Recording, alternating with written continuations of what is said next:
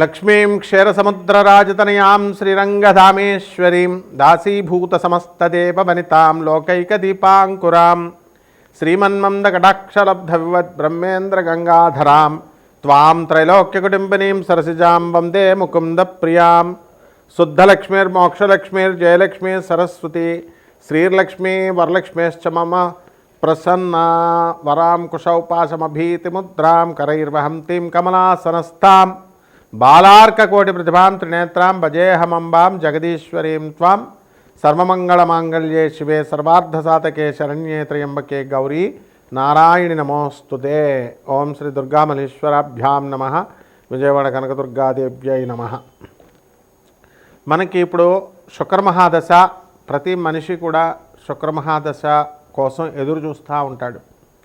శుక్రమహాదశలోనే మనకి అక్రమార్జితమైనటువంటి ధన సంపాదన వస్తుంది అని శాస్త్రం చెప్తోంది.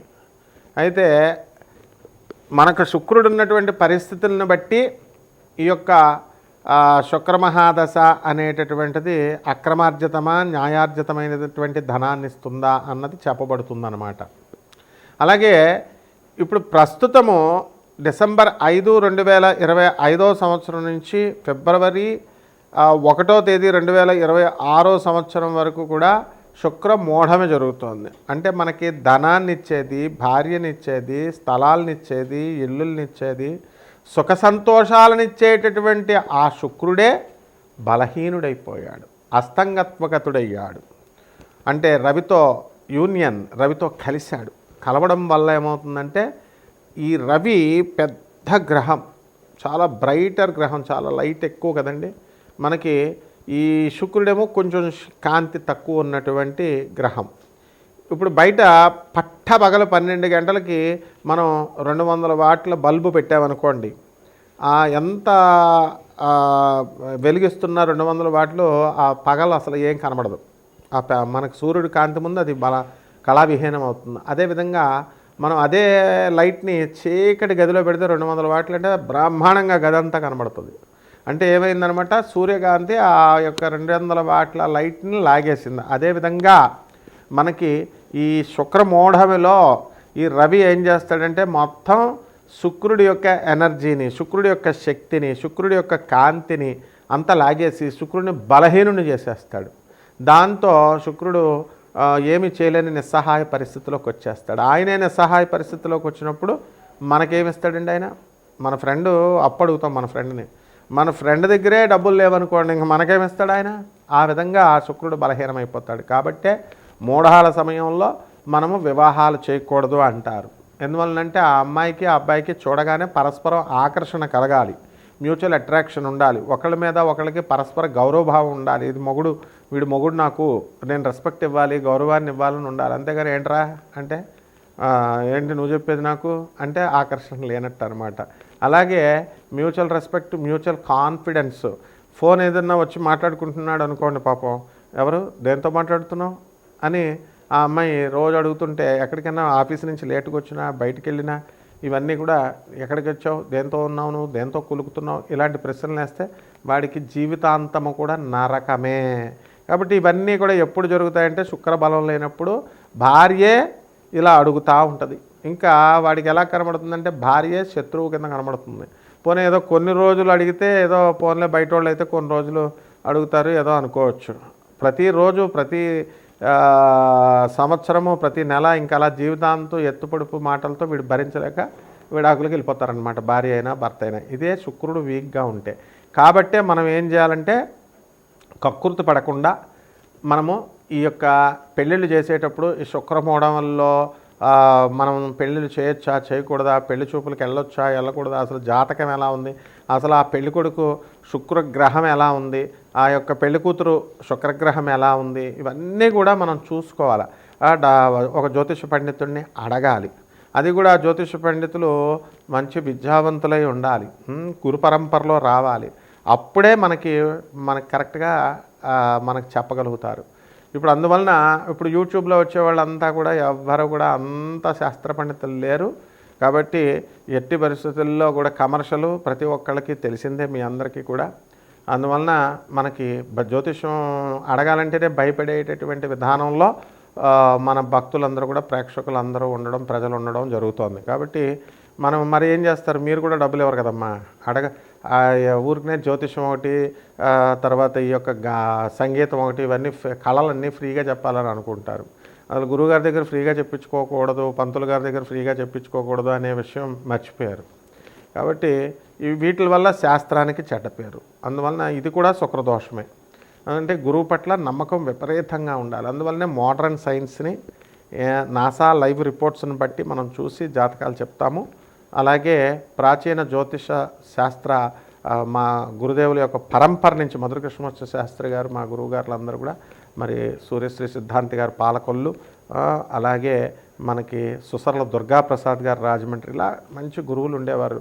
చల్లా రామగణపతి శాస్త్రి గారు రాజమండ్రి, చల్లా గణపతి శాస్త్రి గారు అన్నదమ్ములు ఇద్దరు కూడా రాజమండ్రి. వీళ్ళంతా కూడా, ఒక సూర్యశ్రీ సిద్ధాంతి గారు మాత్రం పాలకొల్లు.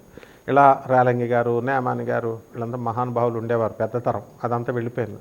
ఇప్పుడు ఆ పరంపరలో మనకి మోహన్ పబ్లికేషన్స్కి వచ్చి వీళ్ళంతా కూడా పుస్తకాలు కొనడం, వెళ్ళడం, గొల్లపూడికి, రాజమండ్రిలో మాకు ఆ యొక్క సాహచర్యం దొరికింది. దానివల్లే లాస్ట్ 10 years మా మధురకృష్ణ శాస్త్రి గారు ఎంత జ్యోతిష దిగ్గజం అంటే, శకుంతలాదేవి కూడా లాస్ట్ 10 years ఆమె ఇండియన్ ఆస్ట్రాలజికల్ సొసైటీకి ప్రెసిడెంట్గా మా మధురకృష్ణ గురువు గారు ఉన్నప్పుడు ఇండియన్ ఆస్ట్రాలజికల్ సొసైటీ ప్రెసిడెంట్గా ఆ శకుంతలాదేవి గారు కూడా వచ్చేవారు. ఆంధ్ర యూనివర్సిటీకి వెళ్తూ రాజమండ్రి ఉమారామలింగ కళ్యాణ మండపంలో మేము జ్యోతిష సదస్సులు నిర్వహించేవాళ్ళం. మరి అలాగే బెంగళూరు వెంకటరామన్ గారు, ఇట్లాంటి లెజెండ్స్ అనమాట వీళ్ళంతా జ్యోతిష్ శాస్త్రంలో. వాళ్ళు వచ్చి చెప్పేవారు. కాబట్టి మేమంతా చిన్నతనం నుంచి మా గురువుగారి దయ వల్ల వీళ్ళందరికీ కూడా మేము తీసి సబ్మిట్ చేస్తూ సేవలు చేసుకునే మహద్భాగ్యాన్ని మా గురుదేవులైనటువంటి మధురకృష్ణమూర్తి శాస్త్రి గారు మాకు కల్పించారు. కాబట్టి వారి యొక్క మా మధురకృష్ణ శాస్త్రి గారు ఎవరండి, ఆ తరం వాళ్ళు ఎవరు కూడా కమర్షియల్గా ఉండేవారు కాదు. కాబట్టి మనం అదే పరంపరను కొనసాగించాలి. కాబట్టి నాన్ కమర్షియల్ ఆస్పెక్ట్తో మనం జ్యోతిషంలో ఎవరికైతే కావాలనుకుంటున్నారో సందేహాలు, అటువంటి వాళ్ళందరూ కూడా వాళ్ళ యొక్క పూర్తి జాతకాన్ని మన ద్వారా తెలుసుకోవచ్చు. అంటే కంప్లీట్గా వాళ్ళ డేట్ ఆఫ్ బర్త్ అవి ఇవ్వాలి, ఇచ్చి వాట్సాప్ చేయండి. నాకు ఫోన్ చేస్తే మేము బయట ఉంటాము, ఎత్తలేము. సో అమెరికా మన ఆఫీసు. డబ్బుల కోసం ఏం భయపడద్దు, డబ్బులు కాదు. మనకు కావాల్సింది ఏంటంటే జగద్గురువులైనటువంటి స్వామి వివేకానంద, రామకృష్ణ పరమహంస, ప్రభాత్ రంజన్ సర్కార్, ఆనందమూర్తి గారు, రమణ మహర్షి, ఇటువంటి మహర్షుల దగ్గరికి మిమ్మల్ని నేను ఒక పోస్ట్ మ్యాన్ లాగా మిమ్మల్ని డ్రైవ్ చేస్తూ తీసుకెళ్ళడమే మేము జ్యోతిష్యం చెప్పడంలో ఉద్దేశం. కాబట్టి నేను ఒక ప్రొఫెసర్గా మరి ఈ యొక్క ఆనంద మార్గాకి ఆశ్రమానికి 200 దేశాల్లో మా యొక్క బ్రాంచీలు ఉన్నాయి. 300 బ్రాంచీలు ఇండియాలో ఉన్నాయి. అనాథ పిల్లల్ని మేము పోషిస్తాము. అలాగే స్కూల్లో చాలా తక్కువ ఖర్చుతో మేము మా స్వామీజీలందరూ కూడా 10,000 మంది స్వామీజీలు అందరూ కూడా చూసుకోండి. ఆనంద మార్గ ఆశ్రమం అని గూగుల్ చేయండి, యూట్యూబ్లో చూడండి, అన్నీ ఉంటాయి. అంత ఇంటర్నేషనల్ సొసైటీ అది. కాబట్టి మీరంతా కూడా కక్కుర్తి పడద్దు ఈ శుక్రగ్రహం గురించి తెలుసుకోవడానికి. ఆ శుక్రగ్రహం యొక్క ఫలితాల గురించి, మీకు ఇచ్చేటటువంటి ప్రతికూల ఫలితాల, ఇవన్నీ కూడా మనం తెలుసుకుందాం. కాబట్టి మన ఛానల్కి చక్కగా సబ్స్క్రైబ్ చేయండి, లైక్ చేసుకోండి. మరి చక్కగా మీరందరూ కూడా మరి మౌర్య, మరి దత్తు, ఇలాగా మా వేణు, వీళ్ళంతా కూడా ఏదో వాళ్ళ తోచిన రీతిలో మీకు సేవలు చేస్తున్నారు. కాబట్టి ఉపయోగించుకోండి. మిగతా జ్యోతిష్కుల సంగతి నాకు తెలియదు, కానీ మనమైతే నాన్ కమర్షియల్ కాబట్టి జాగ్రత్తగా చూసుకోండి. ఇక శుక్రగ్రహం ఏ విధంగా 12 రాశుల వారికి, ద్వాదశ రాశుల వారికి అందరికీ కూడా ఏ రాశుల వారికి ఎలా చేస్తుంది అన్నది విడివిడిగా మనం ఒక్కొక్క రాశిని మనం చూసి తెలుసుకుందాం. కుంభరాశి అండి. కుంభరాశి వారికి అందరికీ కూడా మనకు తెలుసు, ఇప్పుడు ఏలినాటి జరుగుతుంది. కాబట్టి ఏలినాటి జరుగుతున్నప్పుడు అంతా కూడా మనం ఏ పని చేసి వచ్చినా సరే కలిసి రావట్లేదు అని అనిపిస్తూ ఉంటుంది. అది నిజం కూడాను. అయితే ధనాన్ని బాగా సంపాదించారు ఇన్ని సంవత్సరాలు కూడా. మరి అది ఇప్పుడు ఏలినాటి టైంలో ఖర్చు పెట్టడము, లేకపోతే ఈ యొక్క ధన నష్టము, నమ్మి వ్యాపారంలో పెట్టుబడి పెట్టినటువంటి వాళ్ళ లాసులు రావడము, ఇలాంటివన్నీ కూడా జరుగుతాయి. ఈ యొక్క మీడియా రంగంలో ఉన్నటువంటి వాళ్ళకి అధిక లాభాలు రావడము అనేటటువంటిది కుంభరాశి వారికి ఈ సంవత్సరంలో కలుగుతుంది. జన్మంలో ఉన్నటువంటి రాహుగ్రహ ప్రభావం వలన మనకేమవుతుందంటే అనుమానం అనేటటువంటిది బాగా ఎక్కువగా ఏర్పడుతుంది. కాన్సన్ట్రేషన్ ఇవన్నీ కూడా మనం ఎక్కువగా పెట్టుకోమన్నమాట. ప్రతి దాని మీద కూడా చంచలత్వం అనేటటువంటిది ఉంటుంది. కొత్త కొత్త ఉద్యోగాలు చేయాలని ప్రయత్నిస్తూ ఉంటారు. అయితే ఆ ప్రయత్నాలన్నీ కూడా సఫలం కావు. అలాగే విదేశాలకు వెళ్ళాలని చాలామంది ట్రై చేస్తూ ఉంటారు. వీళ్ళకి కొంతమందికి విదేశాలకు వెళ్ళేటటువంటి అవకాశం వస్తుంది. అలాగే వాళ్ళ కుంభరాశి వాళ్ళ పిల్లలు మనం కనుక తీసుకున్నట్లయితే ఈ పిల్లలంతా కూడా వాళ్ళకి విదేశాల ప్రయత్నాలు చేస్తున్నారండి, కానీ ఇంకా అవ్వట్లేదండి అని బాధపడేటటువంటి వాళ్ళు చాలామంది ఉన్నారు. అటువంటి వాళ్ళకి త్వరలో వీళ్ళకి ఫలితాలు రావడం అనేటటువంటివి జరుగుతాయి.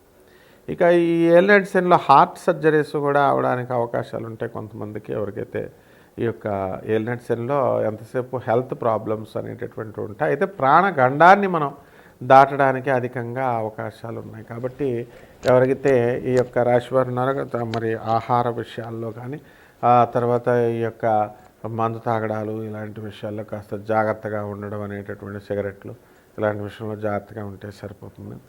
అండ్ కొత్త కొత్త ఉద్యోగాల్లోకి వీళ్ళు ప్రవేశించడం జరుగుతుంది. ఇక పరిహారాల దగ్గరికి వచ్చేసరికి ఏలినాటి శని కాబట్టి శని జపం చేసుకోండి, శని స్తోత్రాలు చదవండి, శనికి కిలోంపావు నల్ల నువ్వుల్ని నల్లని వస్త్రాన్నించి పేద బ్రాహ్మణులకి శనివారం నాడు ఉదయం 8 గంటలకు దానం చేసుకోండి. అలాగే దశమహావిద్యల్లో ఒకటైనటువంటి మహాకాళి అమ్మవారి యొక్క హోమాన్ని మీ ఇళ్లలో జరిపించుకోవడం, అదేవిధంగా ఆ అమ్మవారి యొక్క జపాన్ని మీరు చేసుకోవడము, జమ్మి చెట్టు కానీ రావి చెట్టు కానీ మీరు ప్రదక్షిణలు చేసుకోవడం, బెజవాడ కనకదుర్గమ్మ దేవస్థానానికి వెళ్ళి అమ్మవారిని దర్శించుకోవడము, పూజలు చేయించుకోవడం ఇలాంటివన్నీ కూడా బ్రహ్మాండంగా కలిసి వస్తాయి. శుభమస్తు.